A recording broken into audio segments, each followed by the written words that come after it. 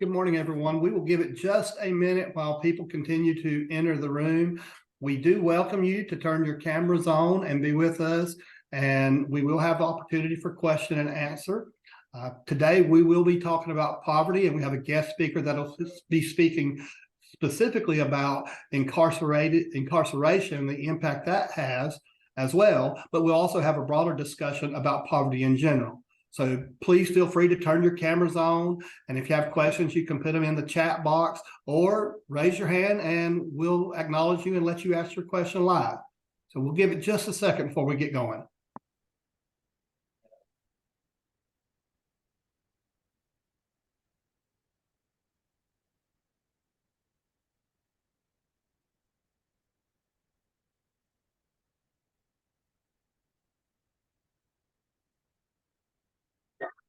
All right, we're going to get going. I always hesitate to start too early or too late, but I want to be respectful of your time. So welcome to Partners February Community Cafe. Today, our subject is poverty.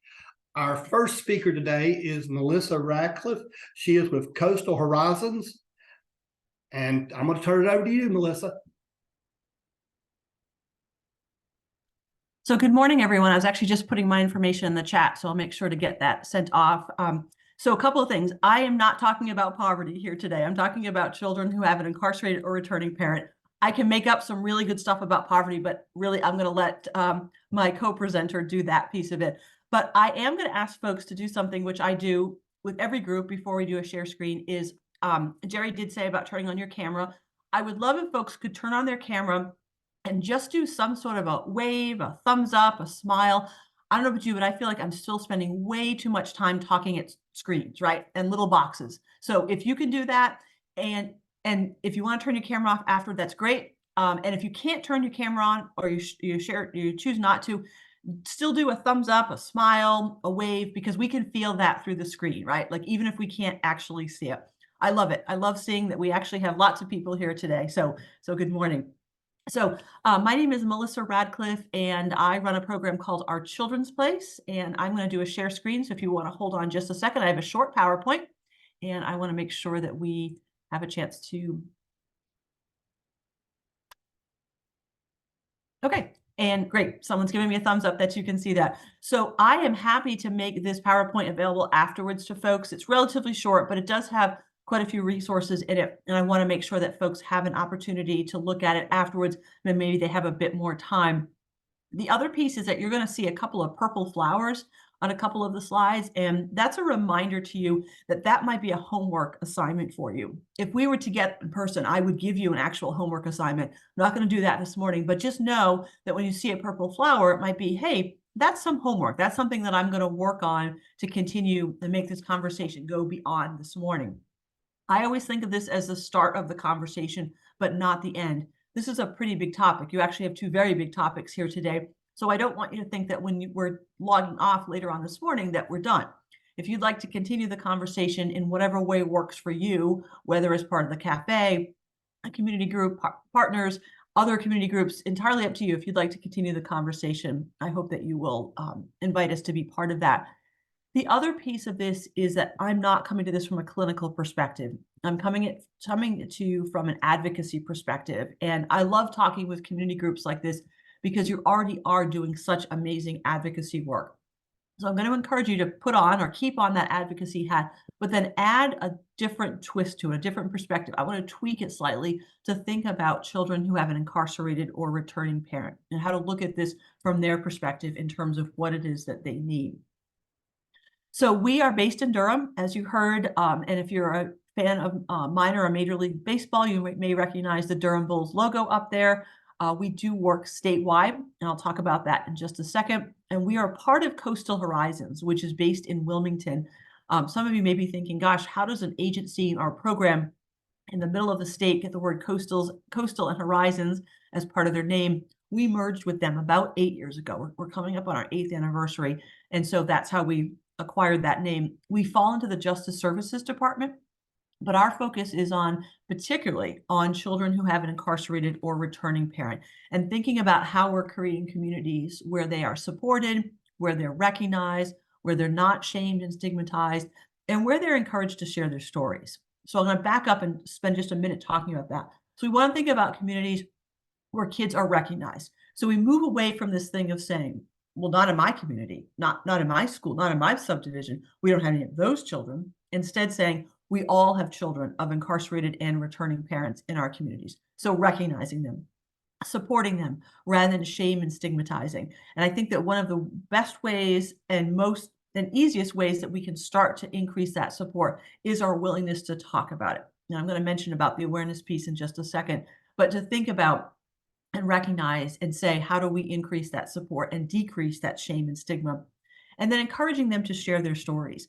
The reality is, I am not an expert on children of incarcerated parents. The experts are the children of incarcerated parents. So do we invite them?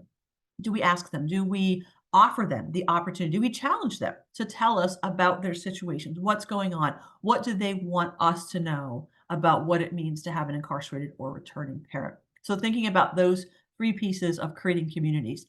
The other piece of this is to really think about kids along a continuum. So we were very deliberate a few years ago and added and returning because we want to think about children whose parents were arrested, possibly went on to jail, possibly went on to prison, and then are being released. Knowing that that being released piece can look very different from family to family. In some cases, parents are being released and going back to live with a child. In some cases, they've never lived with the child, so they may be living with them for the first time. In some cases, parents are going to live somewhere else, either temporarily or permanently. And in some cases, they're not ever going to live with the child again. So thinking about reentry and what that means for children and families, and thinking about how we can support kids along that continuum.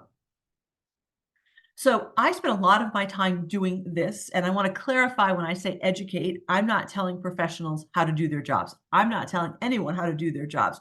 Folks were doing amazing jobs pre-COVID. They got us through the pandemic, and now whatever we're in at this point, they're still doing amazing jobs. So I'm not telling anyone how to do their job.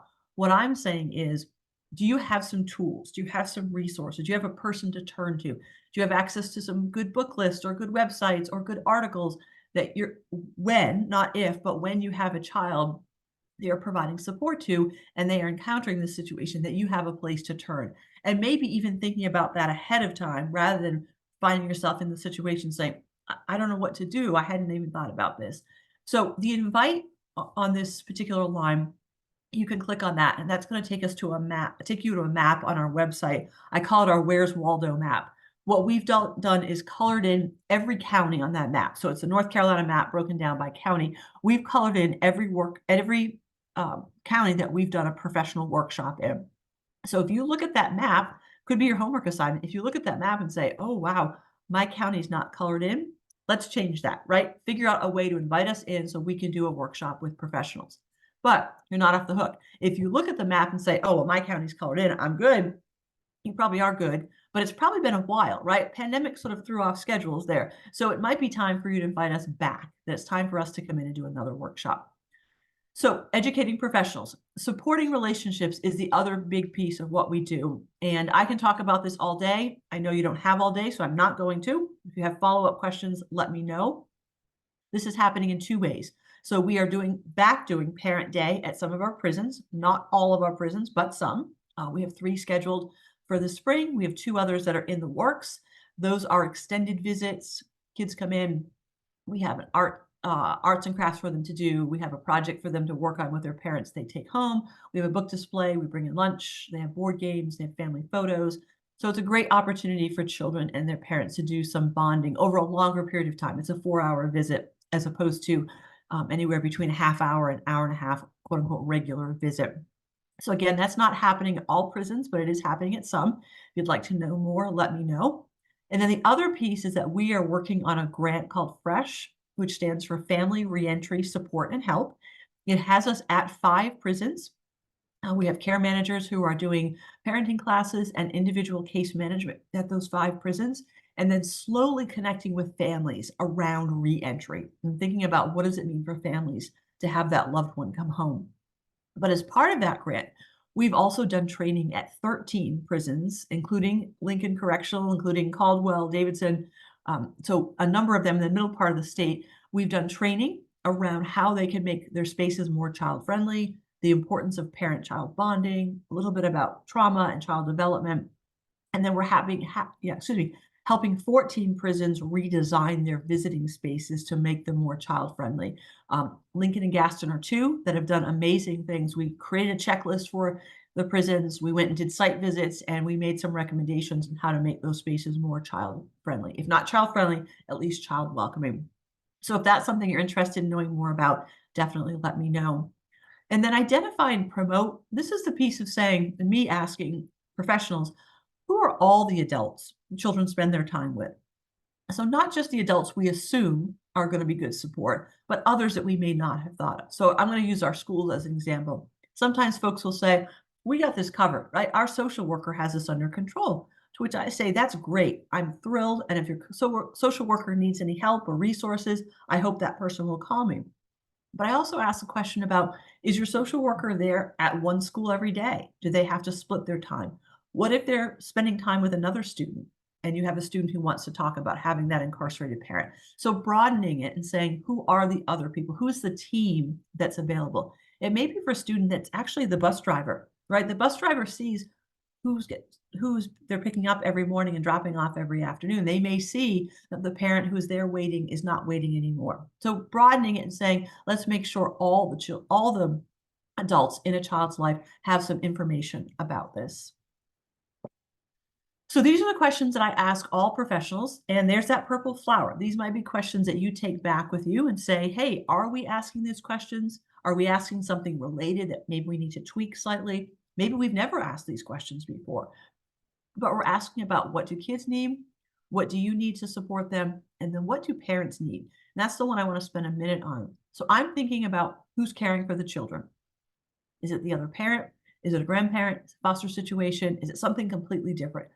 What do they need in order to be able to support the child? What resources do they have access to, or they wish they had access to? If it's a grandparent, are they connected with grandparents as parents?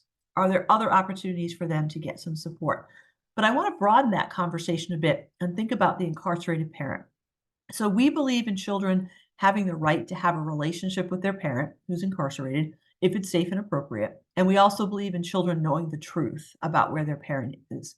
So in light of those two pieces, are there resources we could be providing to incarcerated parents that maybe you're already providing to families in the community?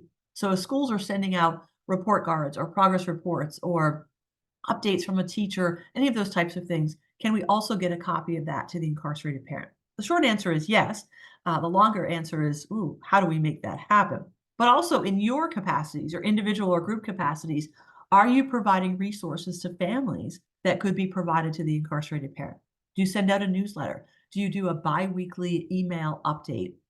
Do you provide some materials when children first get involved in your program that you could provide?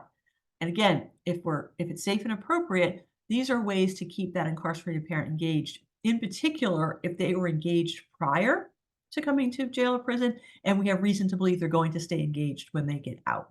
I'm not talking about resources. If a parent says, I had a bad judge, or I didn't like my attorney, I want to file a complaint. I'm not talking about those types of resources. I'm talking about resources that support them in their role as parent. So something for you to think about. So I want to do a quick look at some numbers. So nationally, we are talking about 2.7 million children. And I don't know about you, but I don't know what 2.7 million looks like. I don't have 2.7 million of anything. Golf balls, teacups, postage stamps, I don't have it. So I have a hard time visualizing. But what I can visualize is a classroom. So I imagine, I'm in Durham, I imagine a classroom here in Durham. There are 28 seats, 28 children in that classroom full, and one child there has a parent who's incarcerated. Now I flip ahead to about, I don't know, 6 months down the road, 7 months. So it's now July. And it's a traditional school, so there's nobody in that classroom, empty seats, except one seat is filled with a child with an incarcerated parent. So this might be a homework assignment for you, is what does that look like in your school district? What does it look like if you do some quick math around that? We are almost halfway through the second semester. We probably have some good enrollment numbers. I think it's helpful for people to say, I figured out the number in our school, because then we can say to the community, it's not just 2.7 million. It's 2.7 million and 103 in our school district, or whatever the number works out. People know their schools. They know They went to that school. Their kids go to that school. They went to a basketball game last weekend. They drive by that school on their way to work. They know who their schools are. So might be some homework for you. The second part of that is we're very fortunate that here in North Carolina, the Department of Adult Corrections, folks that run our prisons, they do an annual report for us called the Children's Report. Not a very snazzy name, but it does. It works.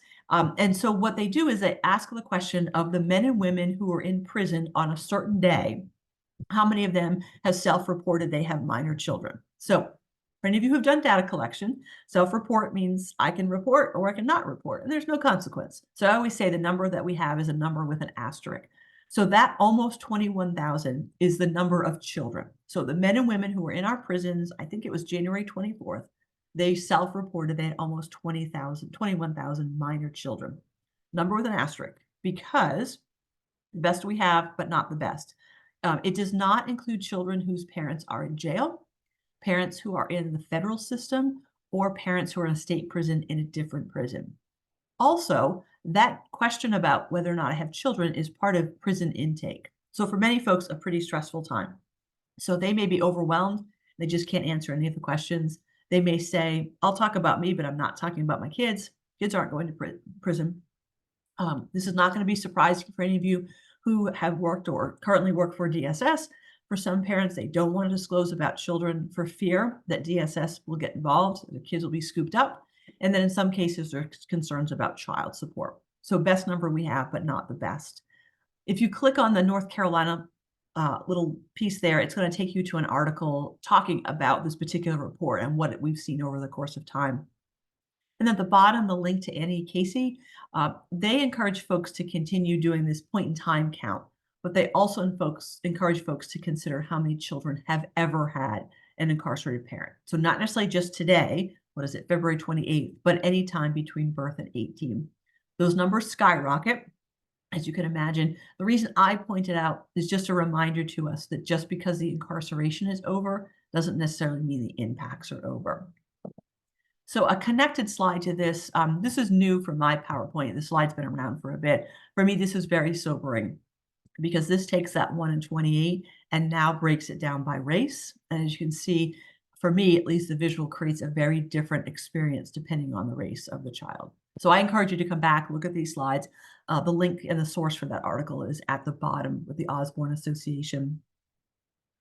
So one of the things that we do when we talk to professionals or workshop is give them a lot of information about resources. So Sesame Street is one of them. Some of you may be familiar with this. Sesame Street launched a new Muppet a few years ago. His name is Alex. He is that orange Muppet with that shock of blue hair in the middle of your screen, and his dad is in jail. And so they created a toolkit for kids, parents, and caregivers. And we have lots of copies of them, and we are happy to send them to folks. It's available in English and Spanish. It's for kids 3 to 7, 3 to 8. We've used it for some older kids as well. So if you are interested, feel free to let me know. You can put it in the chat. There's my email and phone number. Feel free to let me know where to send it. So home or work, post office box, or street address. I can do either. So something for you to consider as possible homework. And then two for one slide, again, some more resources. This is the Children's Bill of Rights.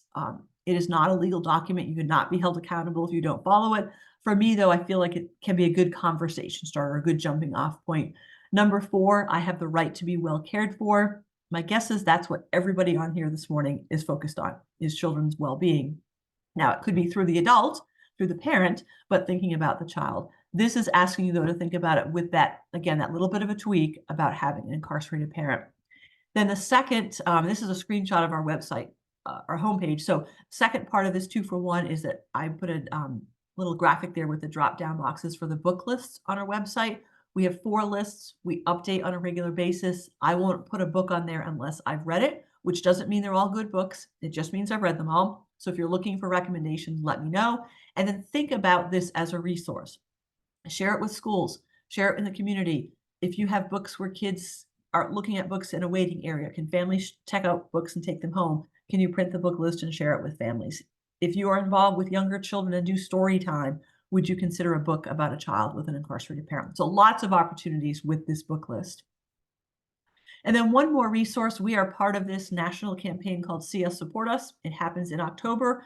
The site, which is linked at the bottom, stays live year round. So the resources are still there. We've been part of the planning committee for the past probably 6 or so years. We probably will start meeting in June. The focus changes slightly from year to year. So last October, it was all about reentry, but really good resources there about reentry. There's a toolkit for healthcare providers. There's a toolkit for spiritual leaders. There's a toolkit for in the school environment. So lots of resources created nationally, but available and could apply to folks on a state or local level. So I encourage you to come back and take a look at that when you have an extra minute or two.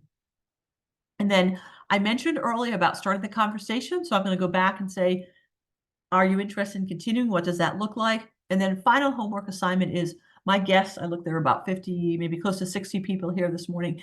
That some of you have a person whirling in your brain. You're thinking, I need to share this with this person, this program, this organization, because I want them to be part of this conversation as well. So except for a carrier pigeon, these are all the ways that you can get in touch with me. So, and I've tried a carrier pigeon. They're very unreliable, but here are all the ways you can reach me through our website, through Facebook. You can call through Google Voice. You can send me an email. You can text, whatever works best for you. But I appreciate the opportunity to be here this morning, and I appreciate all of you making time. I know schedules are really full, and I appreciate that. So thank you. And I'm going to stop sharing my screen.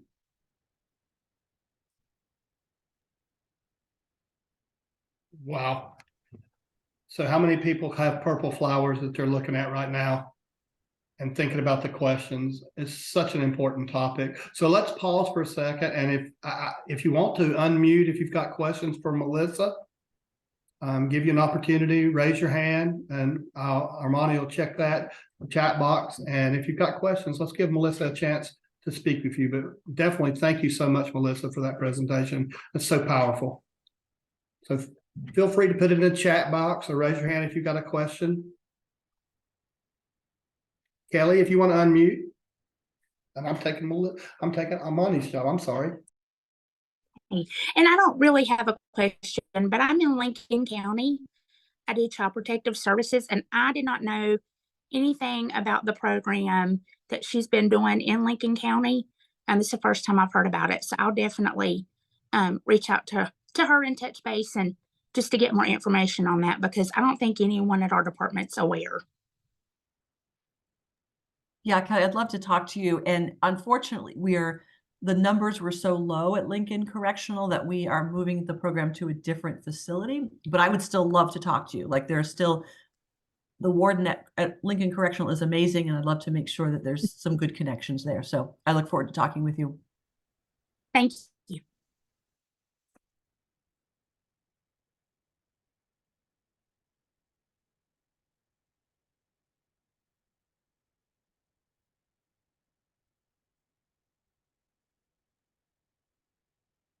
If there's no other questions, we'll move forward with our next presentation. And if you think of something you need to ask, Melissa, are you able to stay? Okay, if you think of something, you feel free to put it in the chat box. Her information is in there. Armani put that in there. Thank you so much for that presentation, Melissa. We'll now move on to Mr. Jeffrey Eads. I have the pleasure of working with him in the North region of Partners. He is our regional director for the North region. So with that, Jeff, I'm going to turn it over to you, sir. Thank you, Jerry. And Melissa, thank you so much for the presentation. And I'm going to start sharing my screen here.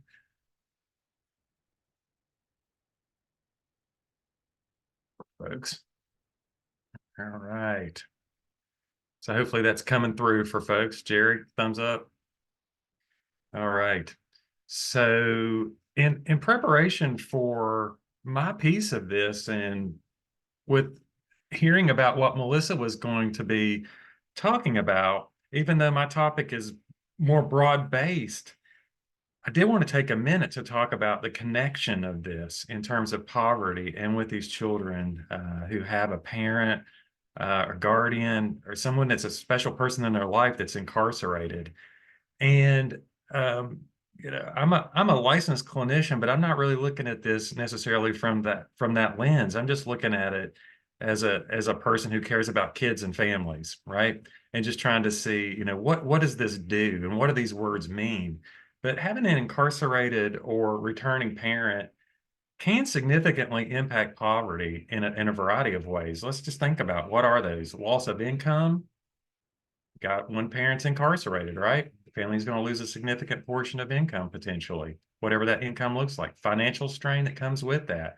Reduced work opportunities, because when you're coming out of jail, you've got decreased work opportunities, and there's a securing stable employment with a criminal background can be extremely challenging. Plus, you've got gaps in your work history, right, that you've got to explain away while you're incarcerated. Housing instability, educational disruption for those children involved, as well as the emotional and psychological impact. I mean, having a parent in jail automatically, I mean, that's one of our adverse childhood experiences. So the ACEs score goes up with that.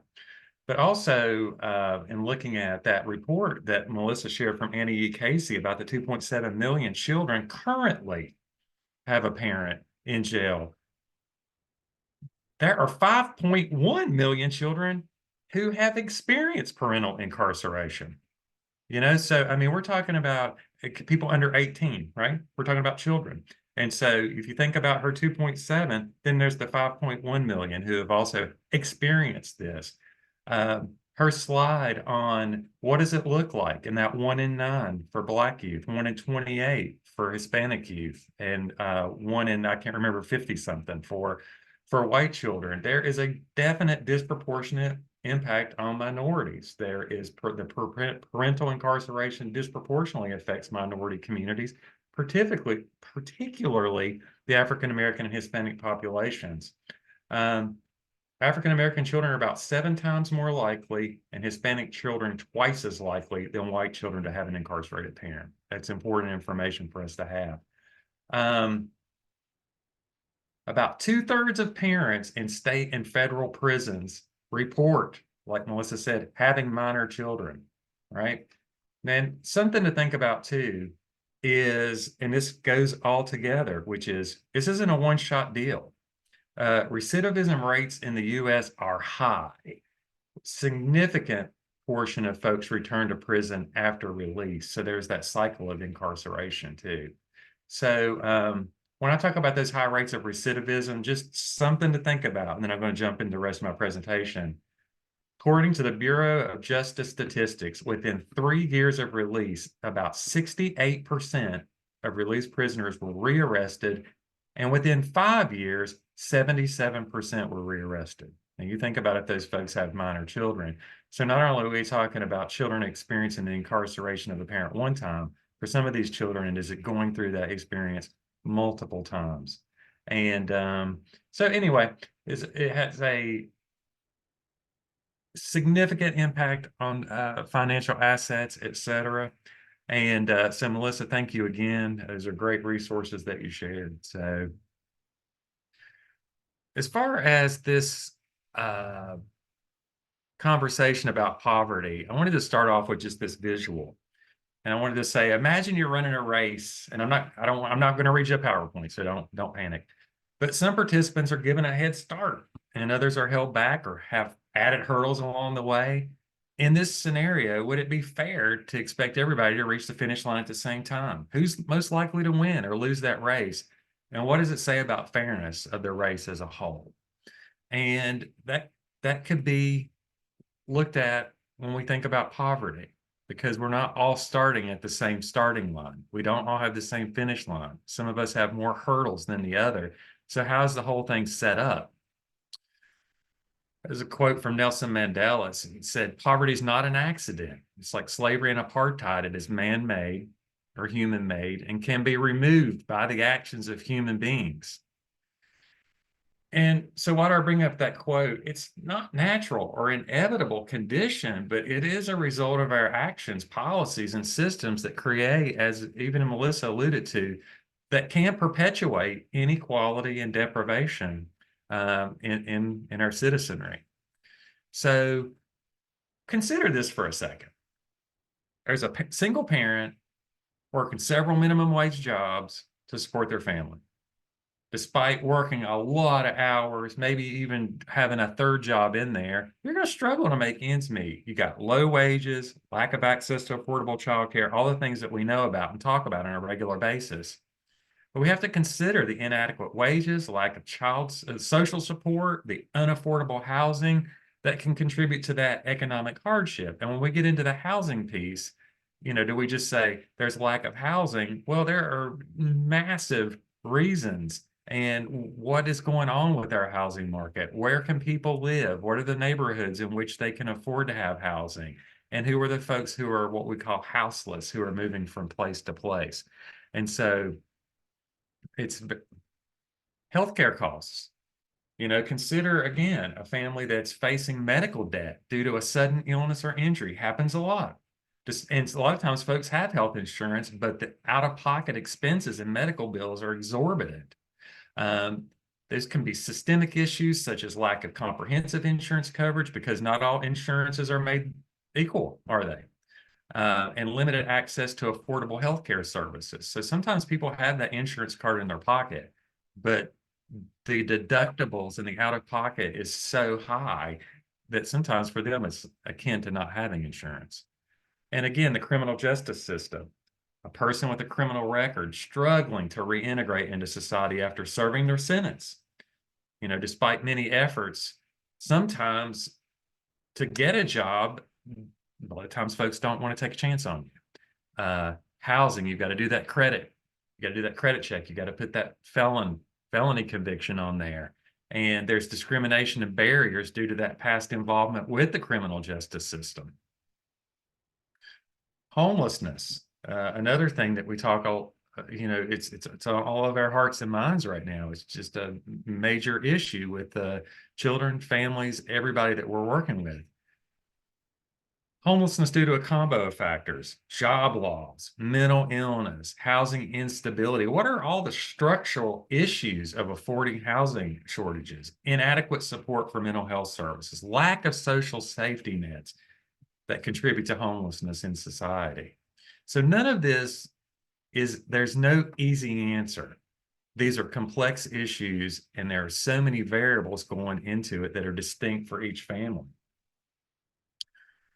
So if we look at how do we define poverty? It just says a socioeconomic condition marked by a lack of material possessions, resources, or income. So it's a lack of assets. But it's measured by who? What are material possessions? What do we consider a resource? But basic needs such as food, shelter, clothing, healthcare, and education are often unmet in poverty. And this is when we start moving into that notion of social determinants of health. So if we don't have food, we don't have a place to live, we don't have clothes on our back, we don't have access to healthcare, and we're not prepared to learn, again, we're in a perpetual cycle. One of these notions too is asset poverty. And that's just when a person or the family lacks sufficient savings or assets to cover basic expenses. And that's more and more common. Folks, there's a large percent of Americans who don't have $400 to cover something, right? And so they may have jobs, they may be working, like the Smiths here.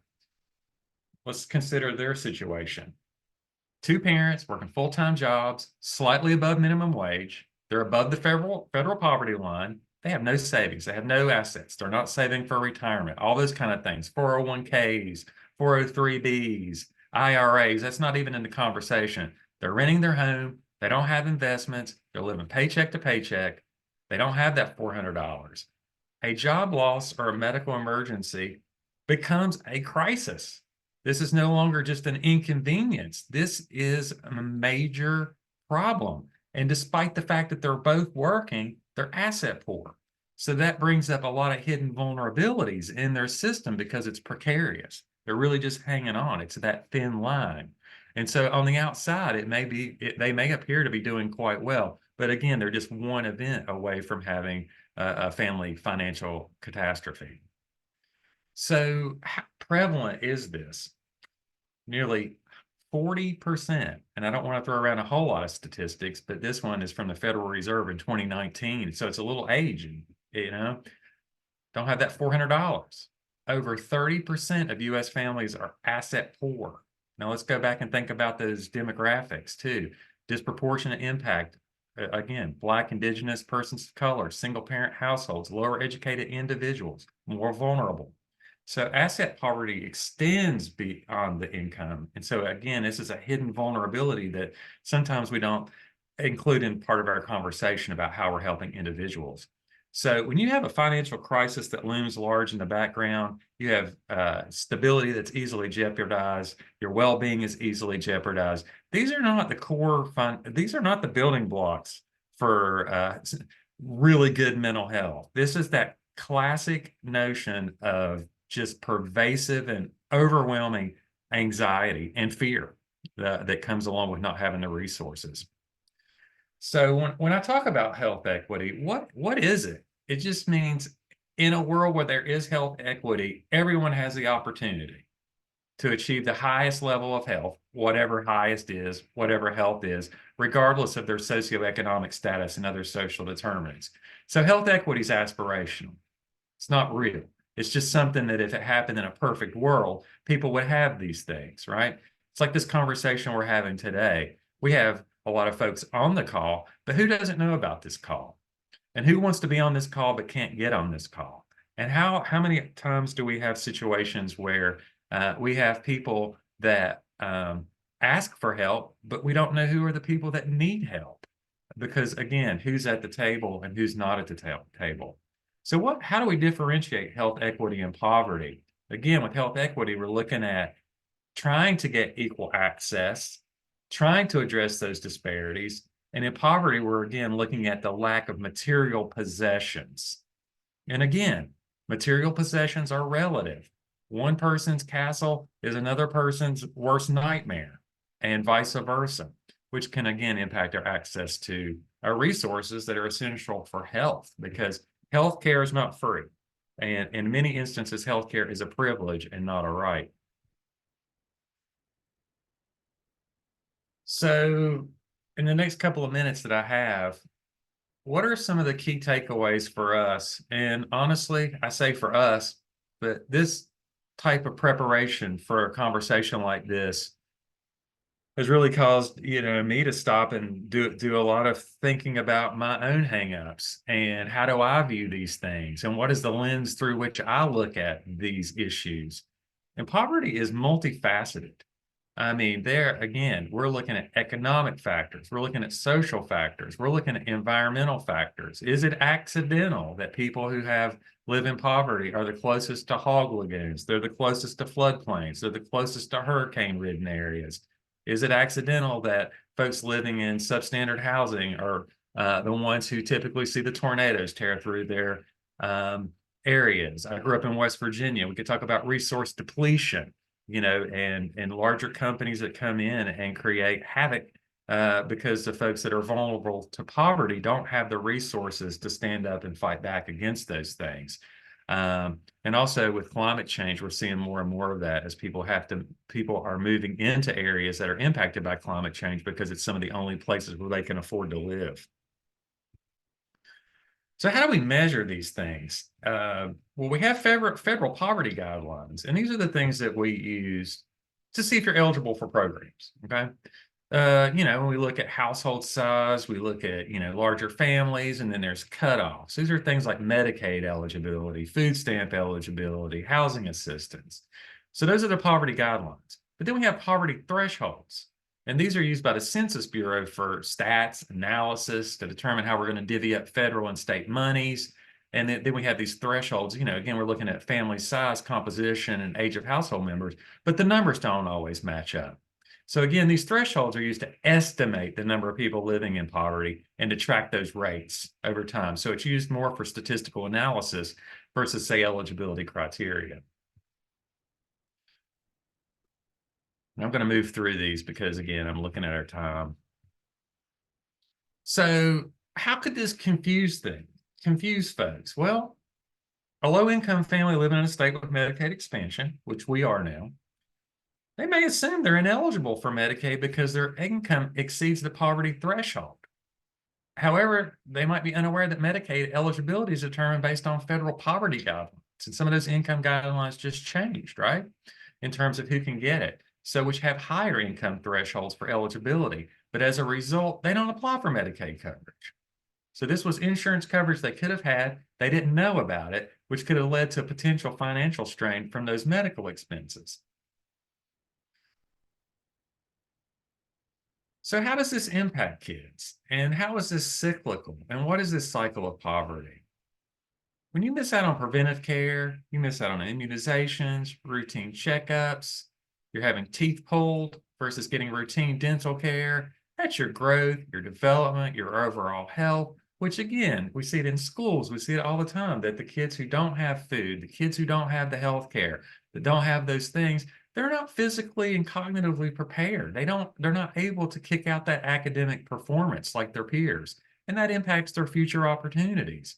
So being poor can limit your family members' ability to work, to attend school. And again, there's this whole notion of generational wealth. And this kind of to differentiate between people when they have someone in their family dies and they're expecting an inheritance, or you're the family that's doing a GoFundMe to plan the funeral of that loved one, which may happen 2 to 3 weeks after the death because you're trying to raise the money to do it. Very different experiences for different people from different walks of life. So when we hear this thing about cycle of poverty, what is it? Well, it just builds on itself. It's a self-perpetuating phenomenon. You can get trapped in this thing across multiple generations. Why? Because it becomes entrenched. It's passed down and from one generation to the next. It's kind of like the cycle of generational wealth, where that gets passed and passed and passed, which can create a continuous cycle of income. This creates this continuous cycle of poverty, which is predictable, but it's very difficult to break. So with poverty, what are some of the key aspects? Well, the first one, it's the whole definition is it's restricted access to essential resources. That's impoverished. Healthcare, housing, employment. I keep saying those over. Education, healthcare, housing, and employment. Because people who have education, people who have healthcare, people who have housing, people who have employment opportunities tend to not be in poverty. And there's interconnected factors here. Like, for instance, not having that health care, not having that nutritional breakfast and lunch and all that, not having the resources to be able to do well in school, and then you have low educational attainment, which may limit your employment prospects, which in turn affects your income level and your access to quality health care. But because you don't have quality health care and your income's low, you don't have access to the education. So one of the monster's feeding on itself. Plus these systemic barriers, social, economic mobility, who you know, inadequate education, discrimination we talked about, lack of access to those support networks can perpetuate the cycle of poverty. Most people that you talk to that say, I'm a self-made person, I did this all myself, that's a myth. Many times when you ask those folks, take this piece of paper and write down everybody that's helped you along the way, it'll fill up a couple of sheets. But hard work, smart, all these kind of things are not enough in many instances to overcome this, because there's just transmission from generation to generation. I mean, if you're growing up in an impoverished household, you face a higher risk of experiencing poverty as an adult yourself. And there are those reinforcing dynamics that are in there. And those are the norms you grow up with, your culture, your beliefs about what you can and cannot do, institutional structures. We talked about that a minute ago, with the difference between how certain people are treated within certain structures that perpetuate inequality and disadvantage. And with mental health and substance use, in the last minute that I have here, goodness gracious, this is a whole other conversation. Financial insecurity, all of these things impact your mental health. It makes you nervous. It makes you anxious. Limited access to mental health makes you not be able to do as well. And some individuals in turn do what? They turn to substance use. They don't have tools in their toolkit to be able to cope with these huge, overwhelming life stressors, which can lead folks to use substances at times. And mental health and substance use disorders create what? Additional barriers to escaping poverty. So for us here, that a lot of us are involved in the mental health space. We're involved in education, the physical health space. These things are crucial for promoting well-being. So this is my contact information, and I'll put that in the chat just as Melissa did. I'll stop sharing there. I really felt like I was talking at you folks at 100 miles an hour. But I appreciate your patience with this and appreciate your presence. Thank you for being here today. I always say you had a choice. You had a choice to be doing something else, but you chose to be here today with us. And so that's greatly appreciated. And thanks to each of you for what you're doing to make our communities a better place. So, and thank you for letting me talk today. I really appreciate it. Thank you. I'm going to turn it over to Amani briefly to monitor our chat room if there's any questions for Jeff or even for Melissa. We had some things come in. One comment about this person said, I have 7 cases open right now. 5 of those cases have currently has a parent that is incarcerated. We had quite a few people say that they enjoyed the presentations. Very eye-opening. Thank you. A lot of people saying that this was amazing. So thank you to our presenters.